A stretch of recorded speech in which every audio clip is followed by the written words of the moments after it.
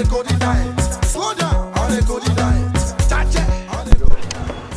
don't know me? Jesus! You're going to show. Adi, you never see my face before? Let's go. Adi, do you go school? I want to speak English to you. Jesus is Lord! If you know it, call anybody at home. If your baby, if not your pikin, that can interpret for you. I don't know how to speak Falakula. Call your son, call your daughter, call anybody at home. Yes, yes. Mommy. You can't hold my mommy debt and expect me to get my Baby tea, oh. Mommy! Yeah.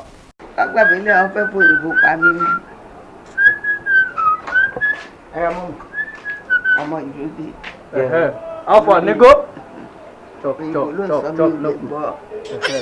Yeah. Now, your mother, my mother, debt.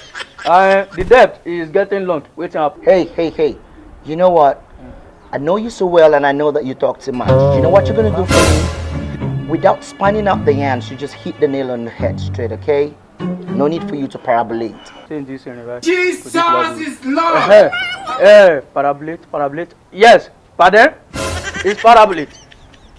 Hey, interpret to your mommy.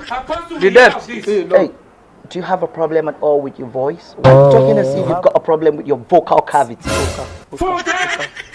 Yes, it's vocabulary. I live in United of Libya before. Yes, I speak vocabulary. Vocabulary? Jesus is Lord! Oh, sorry, please, let me ask you this again. Which school did you attend and what course did you study? Yes, trouble. Cause trouble. Cause trouble, man. Because if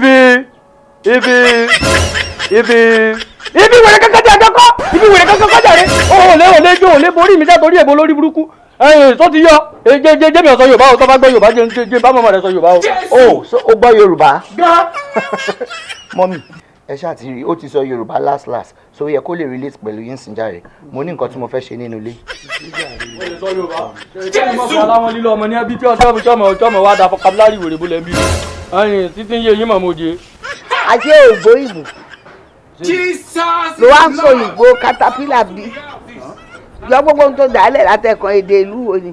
Mo kàwé náà ìtọ́ kan tẹ̀lé ni pé ọmọ àgbà kò tẹ́ bí bóyá ti dá mi gbóná sí lẹ́nu gbà kékeré ni àwọn ọ̀rẹ́ ti lọ gbogbo tí ń sọ agídí mo fi ń gbọ́. Ebi ò gbọ́ ìbò àwọn ọmọ mi ló gbọ́ àmọ́ gbogbo òyìnbó tí ọmọ mi gbọ́ yẹn owó mi ni mo fi rà wọ́n ò fowó ròyìnbó fún ẹ bàtà yìí wọ́n fún ẹ ní àbúrò ló rà.